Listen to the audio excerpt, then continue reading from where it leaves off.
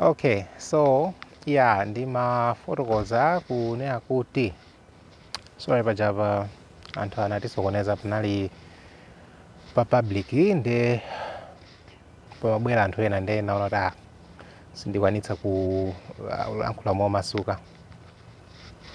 So ndimazafotokozanso kunena kuti ndimapitiliza nkhanicha ndinabwera ku nkhani ya Bible kuti when I was sharing with you verse ya Genesis 15:16 kuti in the fourth generation they shall come hither again, kapena kuti adzabweranso pamalo omwewa.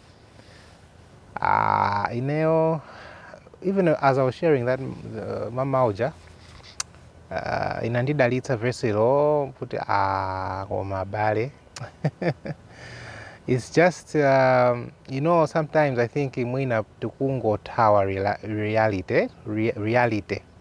We don't want these things to be true because sometimes zimatipanga inconvenience kuti inokodi ndiye moyo ungobeba kumene ena ngokwatira kumene nde I think sometimes kamaganiza timaona kuti zindichita inconvenience komano tisamazione mwantundu menewo.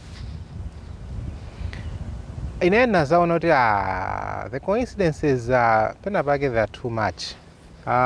It's like the evidence is too much. I remember back in 2020 meeting kapanga share time is almost finished, despite kuti it was not welcomed by a few or by many, I don't know.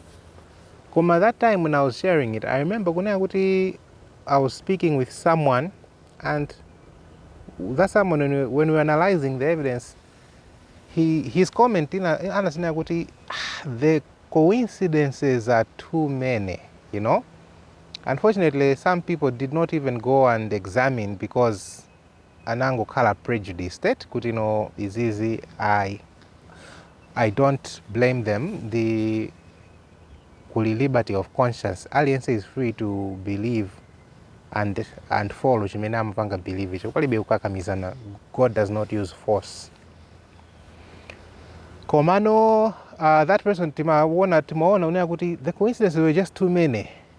Ichi chikuchitika that same year, ichi chikuchitika that same year, ichi chikuchitika that same year, kuchiyanganira from this angle, kuchiyanganira from this angle, everything was just pointing to that time. So what I'm trying to say is this, kunena kuti sometimes when you examine into Zuma, the evidences are just too overwhelming, they're just too much. Zikumaka ngati ndizambiri kuti basi all these things are happening, but they're just coincidence. Now here we are in 2025. For me, my belief is kuti mibado 4 yapanga expire. That's my belief right now. And mibado wa number 4 wangupanga kumene expire. Counting 4 generations from time inesu adalowa into the most holy place. So for me, that's what I believe. Kuti mibado 4 yapanga expire, and I believe kuti panopo tikuyamba Nthawi Imene Tikukhala mbado wa number 5. Then we shall see kuti Mulungu aulola mbado wa number 5 kuti umalizike onse. We shall see. That's my belief. So when you look at the evidence, kuti mibado 4 yapanga expire. And by the way, if zamibado is not your cup of tea, it's not something that you like to hear or anything, feel free also to stop the video and go to other videos that you the ones that suit your taste. As I'm saying, some things, they're not for everybody. Let's be Tikukhala open like that. Tikukhala ready to disagree. You understand? What I mean by that is kuti tisamaope, let's agree to disagree sometimes, yet still live with each other in love. Kukonda nabe chimodzi nkunena nkumadziwa kuti nzanga amakonda zakuti koma ine sindizikhulupirira sindigwira nazo koma that's him musiyeni nzanga yusa amakonda izi musiyeni. Anyway, koma nkhani imene timakamba timanena kuti examine the evidence. Mibado follow yapanga expire, right? According to when you count the 4 generations. Mibado 4 yapanga expire. Time yapanga expire kwasankhidwa US president amene no wapanga parallel ndi president amene analiko nthawi imene Sandelo imafuna kupanga pass mu 1888 wapangidwa re-elect. Just like mu 1888 there was a re-election, not mu 1888 per se, koma what I mean is kuti mu nthawi imeneyo kunali president iso oti analuza nkudzapangidwa re-elect. Kufanana kulipo. And that's chilombo chotuluka panthaka, right? Chilombo chachiwiri. And we know kuti chilombo chachiwiri chotuluka panthaka is not a small fish in prophecy. Because otero is a major fish in prophecy. It's a big fish. We know that is true. And then okay, 6 minutes, all right. And then chilombo choyamba chotuluka pamadzi is also not a small fish. We should search out the mystery of iniquity, which figures largely in the closing of this earth's history. Nango balabasha. Yeah, that's the point she was trying to say. Tikwena kupanga search out the mystery of iniquity, the man of sin, the beast yotuluka pamadzi, because in a mafumu it figures largely in the end time. So it's not a small fish. Chotuluka pamadzi nthawi 1888 imene akafuna panga pa Sandelo, ndifuna nkhani muzizoona kulumikizana. Nthawi imene akafuna panga pa Sandelo mu 1888 chotuluka pamadzi, what happened? Kunaliso Leo amene amalamulira nthawi imeneyoyo. And video chanapanga share ya sorry, sinapanga share ndi anapanga share ndi anti favor ku South Africa. Ali pa group ompano. Anapanga share video ya Pastor Kelly, Ron Kelly. By the way, I've met Ron Kelly now in person. He even took my phone number. That's a side issue. I met him in person ku church kuma amabanga pastor. Unfortunately, because of my disagreement ana chito anasiya nzita nawa. Anyway, koma it was Ron Kelly.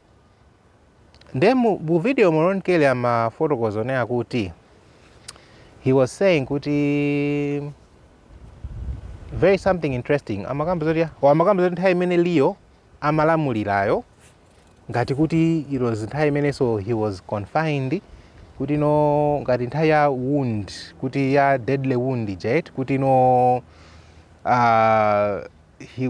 they were still in that amalamulira nthawi imene Rome, Vatican inali kuti ili wounded itikozotero. And now we have a Leo coming up. He has come up, right? Almost zindikumusatu language yaku Daniel kuti I saw another horn coming up, and I saw another beast coming up. Leo has come up, and Pope dzina sitinaloweze tiloweza sungaria Francis provoka amatika provostika naye wabwera koma wabwera koma nayeso ku title yake kukhala so Leo yofanana lijai mwayo nankani, right? The thing that has been is that we shall be. Kangati kuti mwadala kangati, and that's what Kelly was saying, kuti it's trying to show you, it's almost to show you the mission ya Leo panopo ikhala amango nena kuti yanoti kozokhala yofanana ndi ya Leo jana pita uja wakalekaleyo wa 1888. So two things. America non-consecutive term of a president inachitika 1888 pano yachitikanso. Rome chilombo chotuluka pa madzi kuli Pope Leo ukonso nthawi imenenso kunaiso Pope Leo. 1888 ankafuna upanga pass Blair bill, they failed, mulungu sanawalole. Coincidence? Oh, ndisatsitse kaidzalazi. Number 4. Genesis 15:16 akuti they shall come here again. Abwereranso back to this point.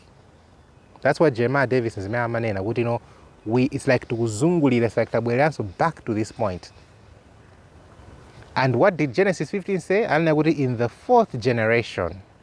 In the 4th generation. Kuti ngati mukufuna mudzione kuti tazungulira padutse kaye mibado folo. Is it a coincidence about that? Okay, Bible man would come now, let us reason together. Let us reason together. Tiyeni, okay, Akwaku, please, I want to appeal to you. I mean, let me appeal to my brothers. I mean, they just dismiss all these messages as time setting. Let me appeal. I'm not appealing to say, Guti, start believing. I'm just trying to say, Guti, is it a coincidence? Guti, in the 4th generation, mibado folo yapanga kale expire, by the way. For me, yapanga kale expire. Unless we can study together and then someone can show me, sumna werengere, sumna ambile pabwino werengera, that can be another issue. For now, from the little knowledge and the little light that I have, what I know is mibado ya folo yapanga expire. Whether you calculate it from 1863 in time pingo na kazigisidwa, expire 2023. Whether mwenge from 1864, time after 20 years from 1844, expire 2024. So for me it has expired, but I believe, even if it has expired, I just believe, just like many, I remember college, back in college, tinkati maeso akatsapong'ono, akakare next week, akuri maeso kamba in 2 weeks from time, the week before pamaka Grace Week. And now we're facing maeso as National Sunday Law. Mesa meno si maeso ang'ono, sabwera nsoka chiwiri, siti sungathe kulemba ukawiri mesa meno alibe supplementary, alibe zoteroso. Atapa dziko lapansi amapeleka Grace Week. I don't know about heaven. What do you think about heaven? Kuti mwina kapena mulungu wapeleka grace period wapeleka Grace Week. I believe nthawi inatha kalekale. Kwa mulungu akungotidikira ifeyo, ndamene tupanga delay. There I was making an appeal to anzanga amene timangochita dismiss kuti this is time setting. Examine the evidence and see kunena kuti okay fine, yeah, dismiss it kuti this is total time setting. I know there are people who said this was time setting and they never even looked at the evidence, which is okay. It's just the same thing in this one because error it's just pure complete error. You don't even have time to listen to it, so I don't even blame them whatsoever. Now 4 generations have expired, and in that 4th generation tikatengera itikabwera mbuyo back to the 1st generation back in 1888 mene akafuna panga pass Sunday Law. Ma conditions amene anachita exist nthawi ya 1888 kufika mpaka panopa, those conditions are repeating themselves, and they are repeating in the 4th generation. Mandive said, the 4th generation wangopanga expire. Bado wa 5 suna palibe chimene chitika bado wa 5. Bado wa 5 it's a few months old. Can't even regard it as as good. You understand, it's very young. It's very in the early stages. Mulungu anena kuti in the 4th generation they will come hither. Is it a coincidence? See, that's all I'm trying to understand. That's what I'm trying to ask. That's all I'm trying to ask. Anyway, for me, as my lovely friend Paul, I'm going to mention his name because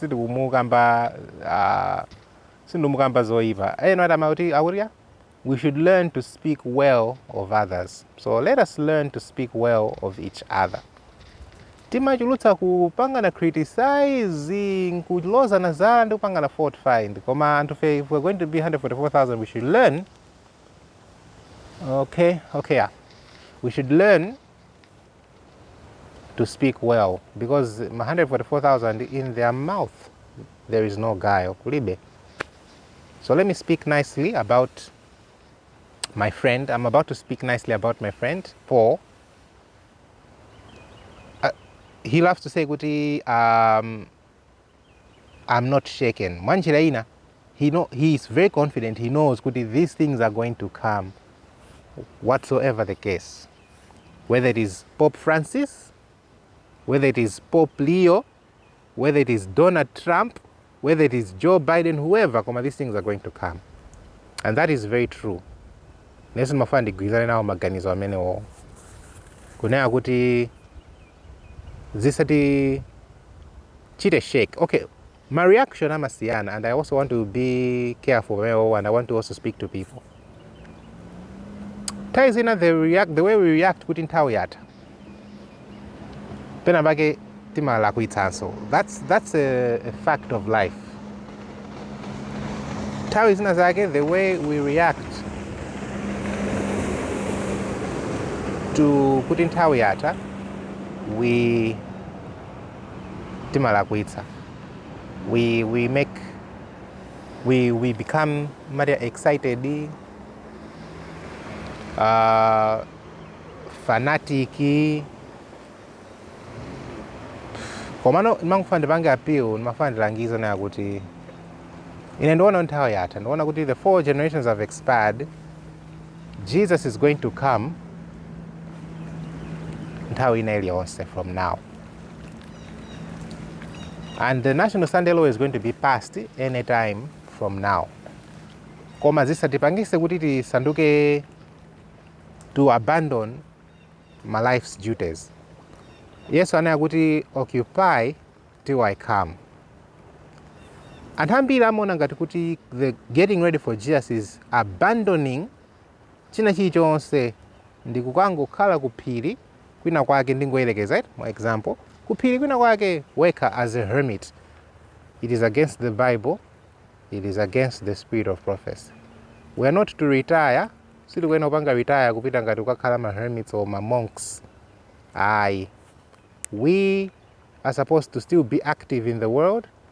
Tikwene anditu kulalikira utenga wa Mulungu ukufunika ma means. My means, I mean by means I mean financial means.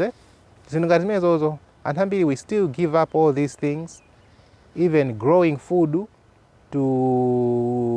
for businesses. Ena timazitaya timati ya nthawi yatha. Message nthawi yatha does not mean we don't grow food. Iwe ndinkomwe Sunday law ndimene kwena kuti we should grow food nkumene ka. Mesa we will not be able to buy or sell. So it is adyashani. You understand? Pena bage we should use our reasoning skills. Tiziganiza more fata. Mulungu is not crazy. He's not fanatic. No, he's not. He is calm. He is collected. So if God is leading someone, that person should be calm and collected, not excited. So I want to agree with my brother Paul. We know these things are coming, and at this stage I can say, let it come, because we have waited for it for too long. And please, we should go too far away out.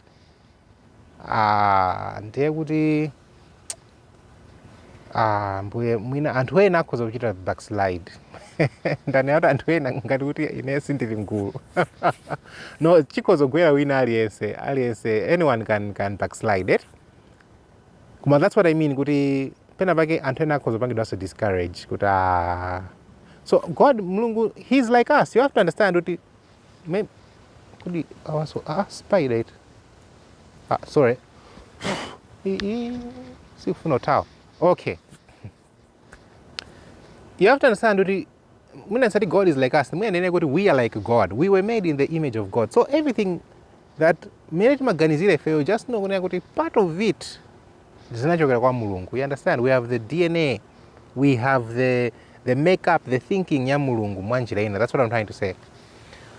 So when I get kumaganiza nditu the way think like a human mwanjira kuti as more pa umuntu pa level ya umuntu mukoza kuona kuti kupanga extend nthawi a long time zikoza kuchita discourage anthu.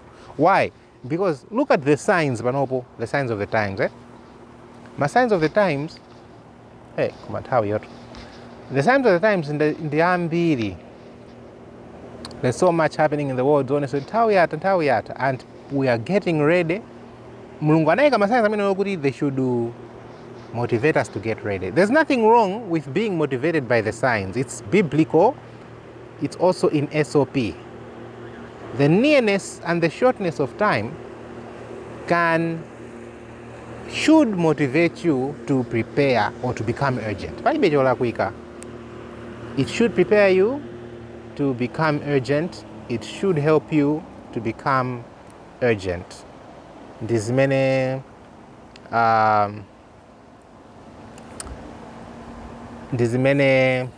what can I say? There's many signs. That's what signs can do for us. So now look at many apangira intensify my signs. Kuambira 2020, kuambira nthawi ya pestilence 19. Many apangira intensify my signs. Kungambira pestilence 19 iyo.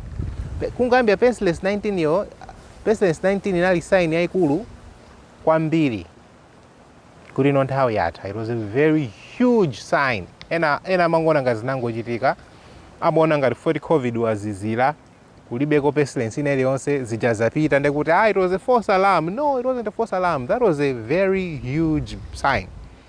Kuti we are near the end. Now imagine all those signs. COVID-19, kondo ya ku Ukraine, food shortages, njala, climate change, zivomerezi, United States eclipse. By the way, I believe that was a very huge sign. And it happened right on the dot. Year 2024, right on the dot. So I really don't think all that was a coincidence for me. All these signs are happening. Masaino sewa, and then pachitike delay yaikulu. Delay yaikulu. Why am I saying this? Is because delay is a kalabo. Mu great time of trouble, 144,000 they will receive a delay. Yadaladala ya planned ya mulungu for their own sake. He will have his own reason why he would delay. What I'm trying to say is so another delay. What I mean is a delay ya sindukamba ya time of trouble. Indukamba delay ya general. Pango kalaji delay china masa yet yes ana kuti masainiwa ndi onetsa unaya kuti nthawi yatha ndionetsa kuti I am even at the door. Even at the door nde kuti it means kuti chinthucho panoso pachiluka zinthu zokwerana poti mpamitengo even at the door it means unaya kuti nde kuti pakhomo penipeni nde kuti zili pafupi and yesu anati mudzaona izi mudzangodziwa kuti zili at the door, and then nothing happens. But the door, you see how discouraging that can be. It can be very discouraging. So what I'm saying is we are like God. As in if we think it is discouraging by human level, at human terms like that, then you can believe that's possibly what also God is thinking. Indeed, it may discourage them. So, My point is, okay, let me have a look at the battery.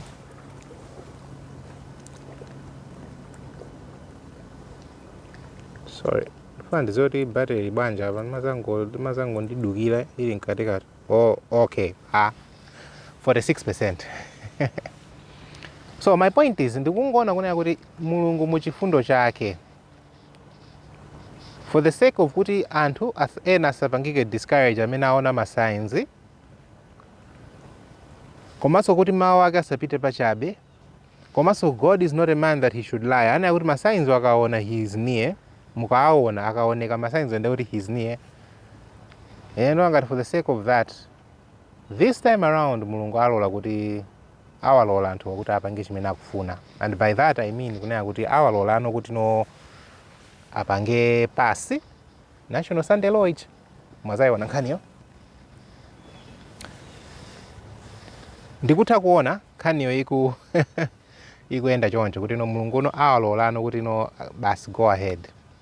Komwe tidanena unena kuti ngati pa 4th generation siliona kusintha kwina kulikonse, mulungu anena kuti go ahead and destroy them. Now destroying them azatumatuma destroying angels, kuti mulungu azalola ano kunena kuti no Satana apange chimene akuti anakufuna, and Satana awononga asakaza. So ndikuona nena kuti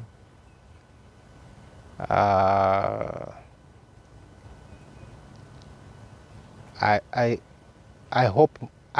just hope that there will not be any more delay. Komanso there's a verse imene kuti verse chema kamba chani kodi verse yosangalatsa ije imene kuti ya inu verse imene kuti yani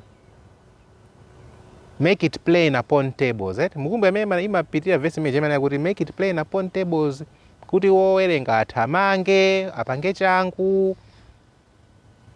Kena ima zakamba ngati sakulakwitsa mundikonza kuti verse jamwayira kwitsa, koma khangati ima zakamba pena pake kunena kuti no owerenga achite changu kena kuima zanena ngati kuti ndikumayiwala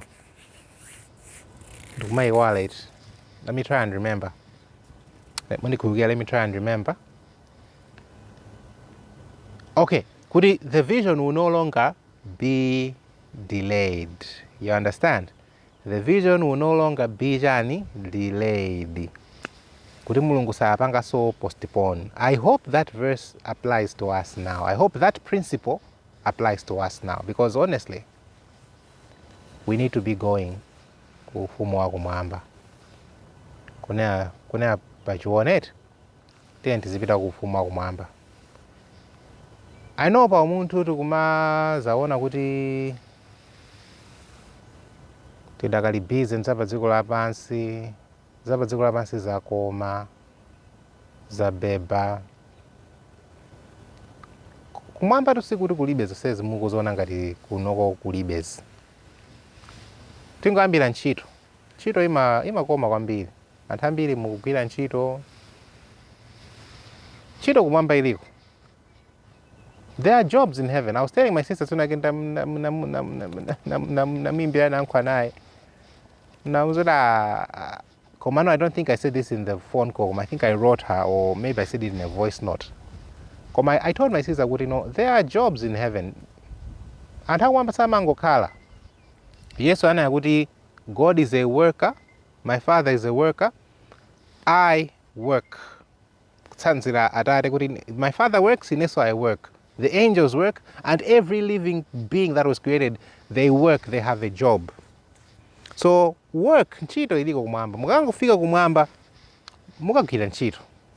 There will be jobs. Man, I'm a job ake singa rapa dziko lapansi. Koma the principle is the same. You will be going to work from Sunday, the first day, all the way to Friday, the 60th day. You will be working in heaven. So don't worry. I know sometimes timakhala in love ndizi ntchito zathu ndizokoma. Ma ntchito ndiyabwino ndiyokoma. Imakupatsa busy, imakudyetsa, imakupatsa meaning and purpose in life. Honestly, a job gives you meaning and purpose. Kuti ine nimapanga ichi. It really gives you something to do. Nanga pa dziko lapansi pano zingokhala. No, it's Koma in heaven there are also jobs. And by saying this, I'm just trying to say, kuti, let the end of the world come. Let it disturb ntchito zathuzo. Let us be fired. Let us allow kunena kuti the Sunday law should come, we should be fired. Let's allow it. Mwandimvesesa kamene. Tisamaope kunena kuti ndei kuti ntchito. School ena mukuimba school. Let the Sunday law come and stop us from going to school, because you'll not be able to go to school. Ena muli college. Ku college kuja simuzikatha kudya, palibe chimene ungapange ku college kuja, if you don't bow down to the mark of the beast. This is coming. Let it come. Ndikuona ngati we are fighting too much the end of the world. What do I mean by that? We don't want the end. We are struggling kuti dziko lisathe. We are struggling, and zimaoneka mma statement amene timalankhula. Bwanji Mungu panga focus on purpose. Bwanji Mungu panga Mungu tere, Mungu tani. Now, of course, I'm not it's what we love to say. Osa panga focus on purpose. Osa tani. Yeah, let it be. Let it unroll. Nkome, we are watchmen. You know, we are watchmen. If a seventh day, ni manena mvideo ambia, just seventh day we were kukamba za purpose nde DNA yatuyo. Ndiye seventh day. Ndiye DNA yatuyo. Navagati mapazi koma it's just madzi munsinje. Ndiye DNA yatu ndi kukamba za chilombo. Ndiye DNA yatuyo. It's built into us. You remember video nake ndapanga share pa forum pano makamba za law, right? Kuti God's law is a law. Auntie Rosemary anapanga comment kuti ambuye mutithandize kumvetsetsa ndizoonadi, because the reason why I don't mechanical photos was because the mechanical panga translate into chichewa, right? Kuti no ndi nene chichewa chomveka bwino. I don't know what I can say kuti chimveke mu chichewa kuti God's law is a law. Koma in English nzomveka bwino like action is a law. Benevolence is a law. What it means by that is good. It's written in our very DNA. You can't change it. So sateka usinta. You can't. You cannot have Seventh Day Adventist yosakamba za purpose nzo sateka. It's in the DNA of Seventh Day Adventists, of the message. Now, if you have a version of Seventh Day Adventist, you already see kamba za purpose, see kamba za America in prophecy, see kamba za mark of the beast. That's not Seventh Day Adventism. Amenendoti has been shaken out from the movement.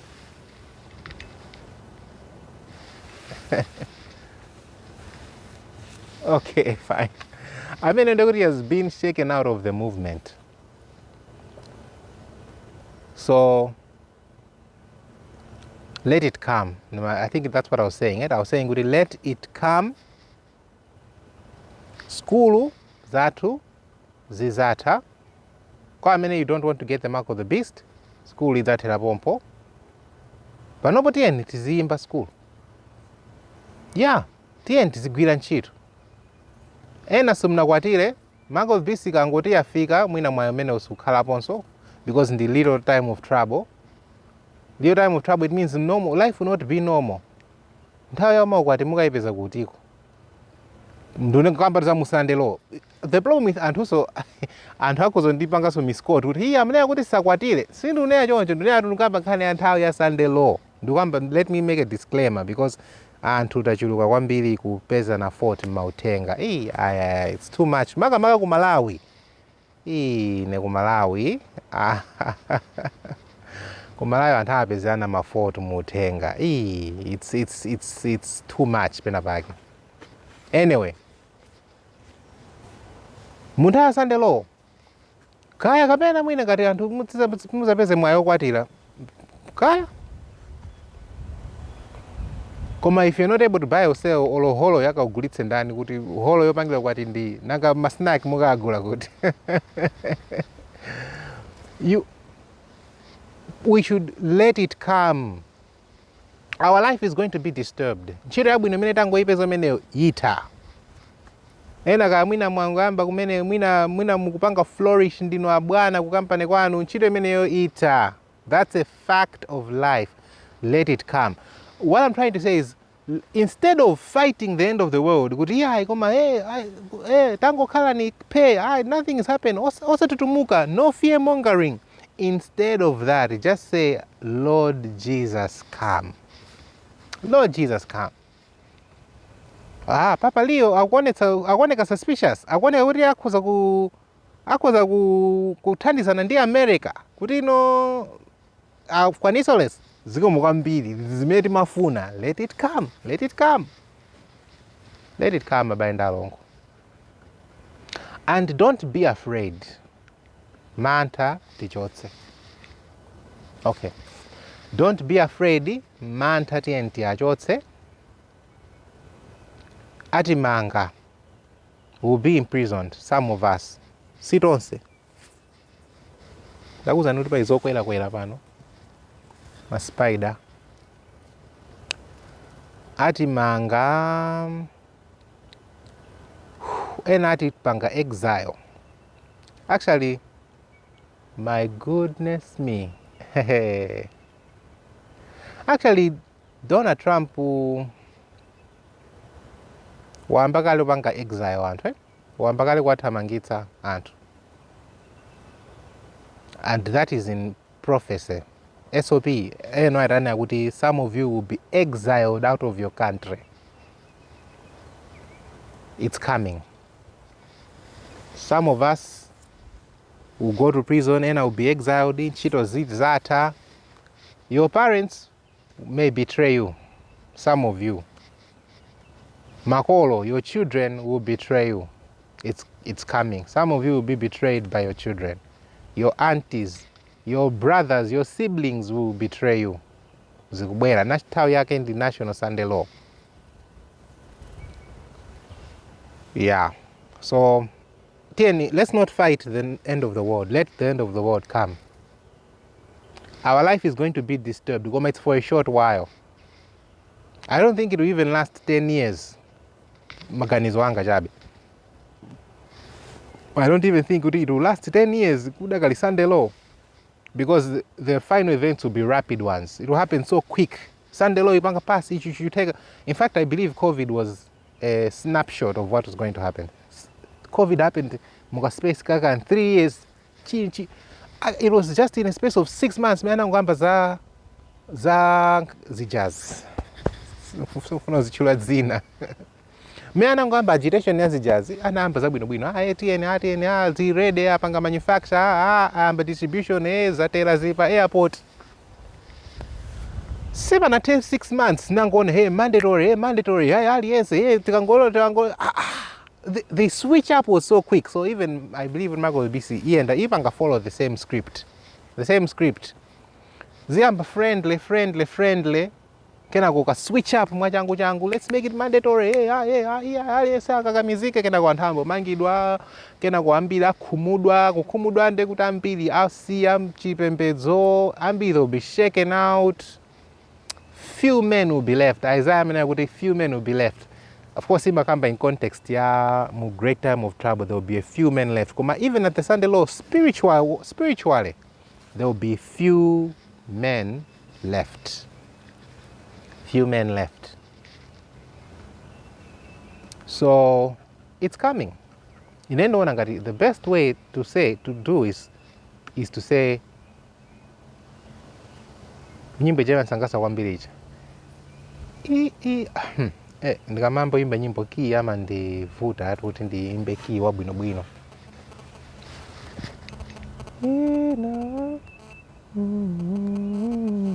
I'm trying to kuti ndiimbe mujani mumuru manga milimo nyimboyo koma ndikufuna ndiimbe ki yabwinobwino. In a world of fear and turmoil, in a race that seems so hard to run, Lord, I need the Taiwala. Da, da, da. Akangalambali, Lord, I need thy reach. Mandupatikiza verse 1 and 2. Koma ndingopita chorus. Even so, Lord Jesus, come. Even so, Lord Jesus, come. My heart doth long for thee.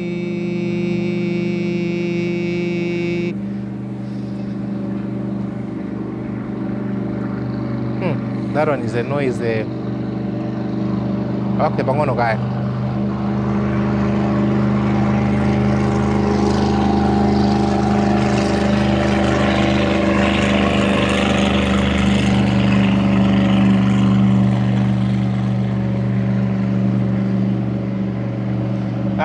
That one was a very noisy one.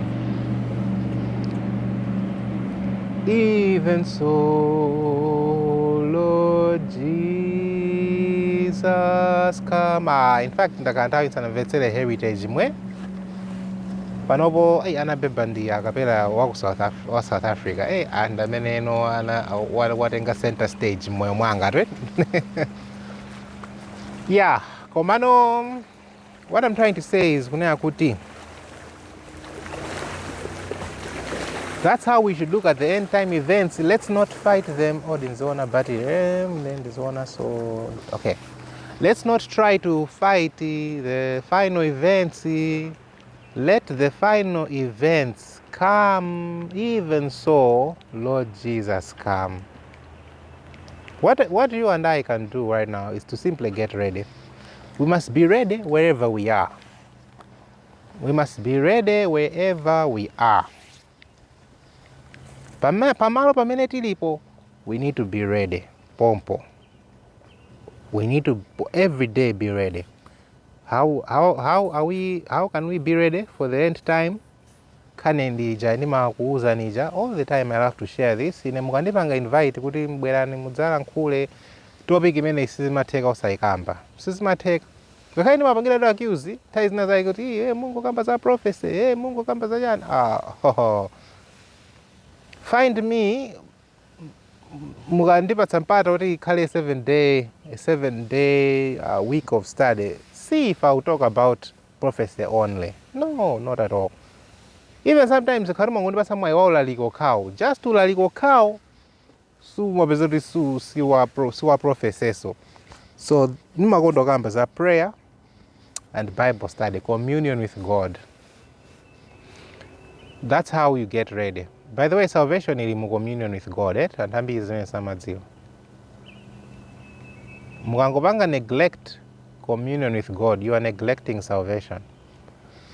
Bible mana kuti how can we neglect so great a salvation? I'm telling you kuti kupanga neglect communion with God, imeneili prayer, pemphero and Bible study, you are neglecting salvation. That's the truth of the matter. Chifukwa mu prayer anayana kuti anayimba mawu kuti I saw how this grace can be obtained. Hello? Move to my I saw how this grace can be obtained. Then she said, go to your closet and there alone plead with God. How is the grace obtained? You must go to your closet and plead with God.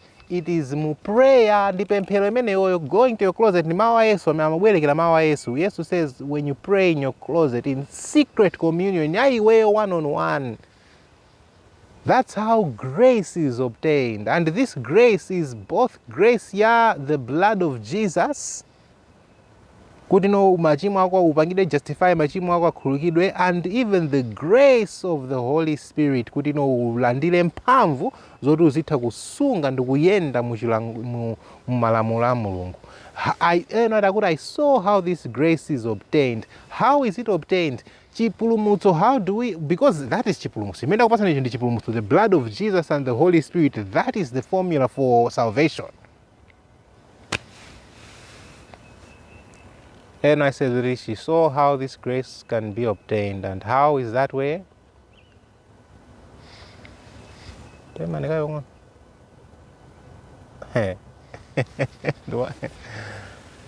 Yeah, I was checking Nthawi guy. How would I saw how this grace can be obtained? Go to your journey. Go to your closet, and there alone plead with God. Ndiye apa pamene pali salvation. Kungoponya apapa. Akuti those that build the house, they build it in vain. Nde muzifuse pamene mukuonera video imene iyi. Muzifuse kuti mama napemphera wiki ino prayer life yanga yenda bwanji, wiki yatha prayer life yanga yenda bwanji, mwezi uno prayer life yanga yenda bwanji, chaka chino chanyowa cha 2025 prayer life yanga ikuyenda bwanji. Mupange calculate, in the last 100 days, how many times have you held secret communion with God? In the last 100 days. Ineni makondo werengera pa mastiku 100. Because it imakupasa picture ya trend meno kuendera moyo wako. Out of 100 days, how many days do you hold secret communion with God? It is ideally, it is supposed to be 100 out of 100. Daily timaine atizilandira mzimu era, daily timaine atizipita ku closet, daily timaine atizipempha chikhululukiro cha machimo, daily we need the pardon of Jesus, daily we need the pardon of the Father, daily we need the blood of Jesus. Komambiri, we neglect so great a salvation. Kani mende ni maikamba mene ndu kambira. Ni maikamba ndi like this. Because I know ndepa ichipulumutso pano, ndepa ichipulumutso chanu, ndipa mene papa. Chipulumutso cha inu ndi cha ine chili pamene papa chagona papa. Komambiri, we neglect it and we are claiming kuti tupita kufuma kumamba. We will be shocked, yes, akutoza kuti I never knew you. And even mawoti I never knew you. Mawoti I never knew you. Ndi pamene chaposo yes amulu aso insisi chomwechi to know Jesus. Pa chivumbuso 17 yes ana kuti this is eternal life, that they might know thee, the Father, and the Jesus Christ whom he has sent. To it, the Father and the Son. The result is eternal life. 3. Pompa jampamene pali key ya salvation. Kuti when you commune with the Father, when you commune with the Son, the result is the third. Ndi quotation ina yake imene ndinaipanga imanena chonchi. Spend time with the Father, spend time with the Word, and you will be filled with the third. Mwaiva kanyo? Spend time with the Father, spend time with the Word, and you will be filled with the third. Komaliza. Spend time with the Father, spend time with the Word, and you will be filled with the third. And the third person of the Godhead is the Holy Spirit. Mzimu era. Pamene tukupanga spend time ndi Atate ndi Yesu Kristu, we are filled ndi Mzimu era, and that is salvation. Yesu Kristu anena kuti that is eternal life, that they might know thee and the Son whom you have sent. Communion with the Father, communion with Jesus produces the Holy Spirit. It umabatizidwa ndi Mzimu era with the power from on high, with the third person of the Godhead amakudzaza, and it is the Spirit who gives life, even eternal life. That's what Jesus Christ meant. Of course, it is a verse that is used ndanza to ma anti-Trinitarian. Amayikonda kwambiri verse imene. Not knowing that very verse imene akuiza is showing you that there are three. It's that very same verse. Okay, nthawi yanga ikutha, I have to go. Let me see my battery. Yeah, I have to go. Nthawi yanga soyathaso. So, let the end of the world come. Osapanga fight the end of the world. Let it come. Itisokoneze ntchito zathu zithe, atibalamuse, tichoke mmasite, tipite mma-country places. Let it happen. Kuti moyo upangide reset. Don't worry. I know kuti ntchito zakoma, inati ndi magalimoto, inati ndi nyumba zabwino tangomanga kumene, business yangoyamba pangomene bloom and flourish. Tiyeni zisokonekele kumene. Kumwamba sungapita opanda sacrifice ina iliyonse. Zosatheka. Let it come. Kumwamba tikapitiliza. Some of these activities kumwamba zikapitilira. Of course I know. Sindikunena zonse. Koma we know kunena kuti nanga tizili in the law of God zinanzinazi. Not zonse koma zinanzina. Kumwamba tikazipeza. Ntchito mukagwira kumwamba. Ntchito, one of the jobs I know imene tukagwira kufuma kumwamba Mulungu akatipatsa chisomo choti tikapezekeko. Judgment. Amaita post-advent judgment kaya. Not executive, kamatiana. Kutsegula mabuku. Kuona, kupanga verify kuti koma anthu amene anatsala aja anatsaladi pachione. Kuti God is so transparent. Mulungu ndo transparent. Kuti yayi mwina anthu muzoona ngati abusa anu aja ndangowatsekera panja kuti ndangochita njiru ineyo. Ayi. Tsegulani mabuku. Ndi ntchito imene tikagwira in the 1000 years. Then akuti when we come back to earth, tikabweranso ufumu wa pa dziko lapansi, akutiso tikuzapitiliza kumanga nyumba kutani. We will continue with the life. Maybe makhalira pa dziko lapansi, koma now it will be different in the sense kuti now it will be a world yoti kuli only obedient people of God. They will make the earth beautiful again. They will build houses again. Beautiful places again. Mota amene muli ndi maskill zomanga nyumba, pofuna yoti mukapezeke mufumu wakumwamba. Fa anthu ofuna nyumba akakhalako. Yeah, but a merry heart doeth good like a medicine, eh? Yeah. I'm just trying to show, I'm just saying, life will continue. Moyo unangosokonekera kufa cha chimo. You have to understand, chimo ndi mene panga disturb. Koma tinkaine tizikhala pa dziko lapansi pompano, kumwamba si kwathu. Pepana bayenda longo. Kumwamba si kwathu, kumwamba tukangokhala ku 1000 years. Kudikirira prison sentence ya Satana kuti ithe. Prison sentence ya Satana ndi 1000 years. And azakhala kuti he's here on earth. Earth ino izasanduka prison house. Azangoyikhoma. Chifukwa earth ino ili ngati chinyumba. Nde Mulungu azangochikhoma ndi loko kuti munthu asatulukemo. Satana nkungomsiya prison imo. Bas. So while we are waiting for Satana to finish his prison sentence, kuti amalize prison sentence yake yonse for 1000 years, then we will return after the 1000 years. And we will continue our life. Satana azakhalwa onongedwa, bas, no more sin, nothing.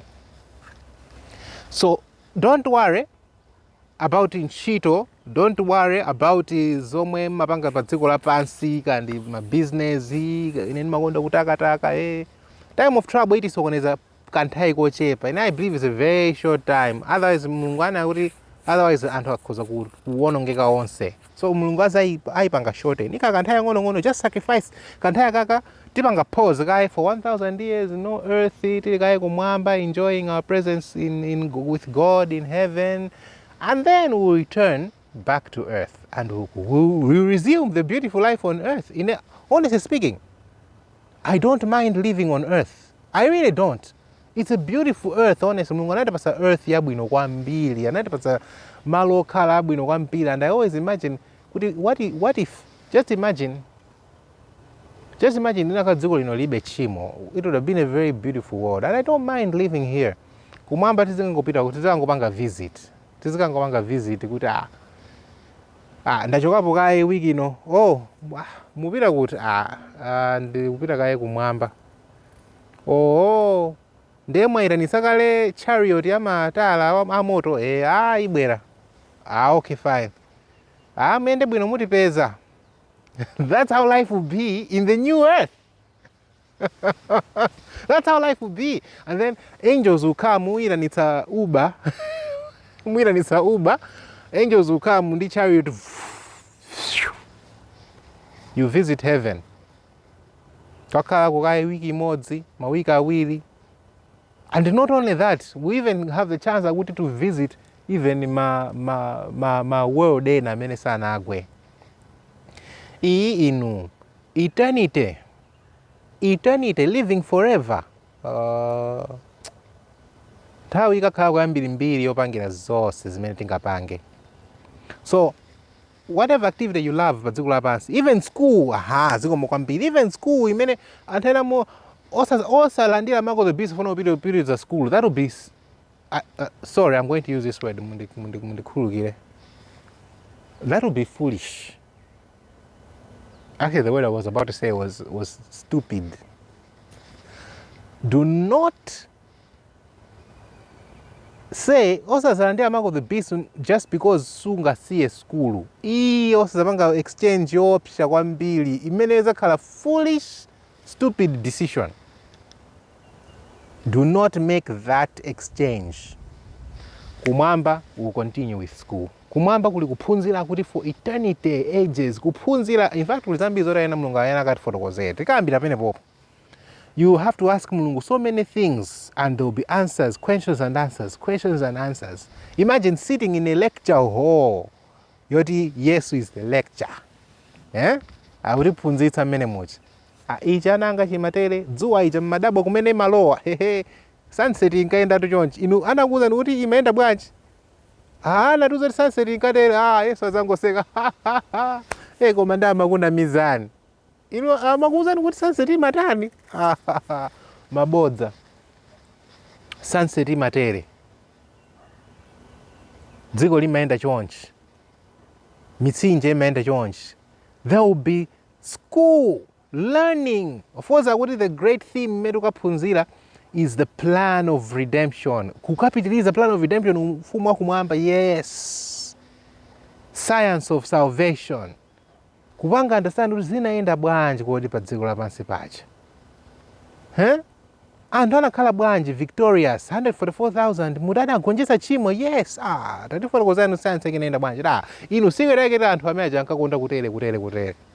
And this produced zako. You know?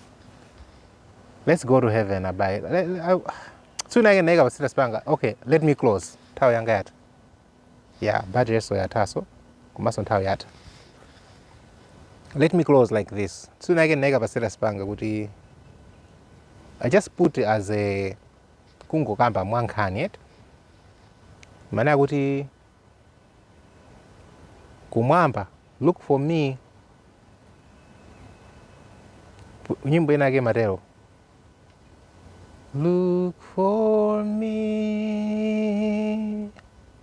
for I will be there too.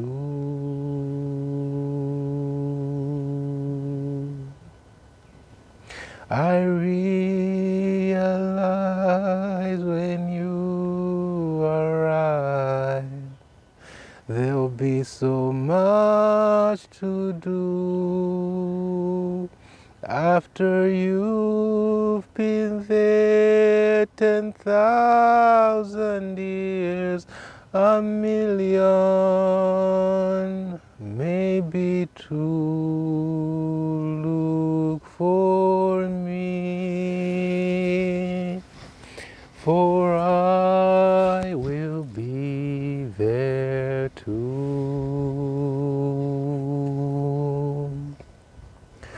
Look for me, for I will be there too.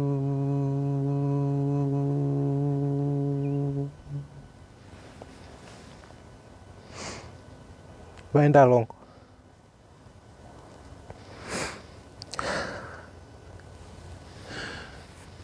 Please, let us make it to the kingdom of heaven. Let's make it to heaven, chonde. Osakomedwa ndi za pa dziko lapansi. It will not be a nice place without you. I need you in the kingdom of heaven. I want you to be in the kingdom of heaven. So I was saying kuti naika pasira spanga. Kuti mukandiyang'ane. It was just nkhani, mungu kamba mwa nkhani. Look for me on 144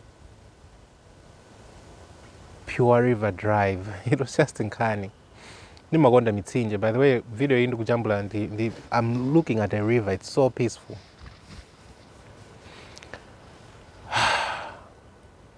Look for me at 144 Pure River Drive. Ndi maina, mmene amapeleka maina anzatu ku United States. Amapeleka dzina la address, amapeleka number ya address ndi amakaso ndi dzina. Nde nango dzika kadzina kuti 144 Pure River Drive.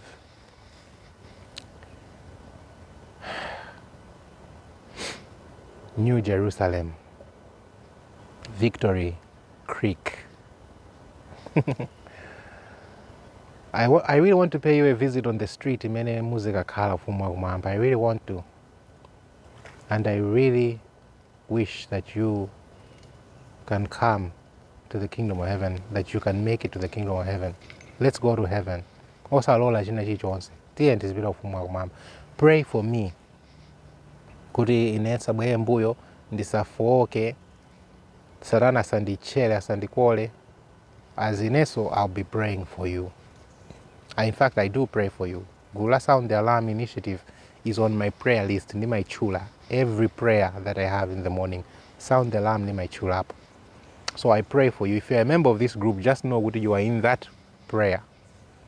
I pray for you. Let's pray one for another. Let's be found in the kingdom of heaven. Bad yanga yandipasa warning kuti 15%. De kuti bad yanga yata. I need to be going. Nthawi yanga so yataso. Thank you so much for listening to the video. I want you to be found in the kingdom of heaven. Musalole china chichonse kuti chiku pangeni disturb pesa kufuma kumamba osalola. Nothing. Sindikuonera kuti moyo mupange give up panopo. No. Occupy till I come. Occupy till I come. Koma be ready. Akangoti Trump ndi macheche kangomupanga convince Trump ngoimanga convince ka parliament ka whatever, whoever will play a role in this place. Akangoti national Sunday law. Be ready to leave your job, be ready to leave your school, be ready to leave everything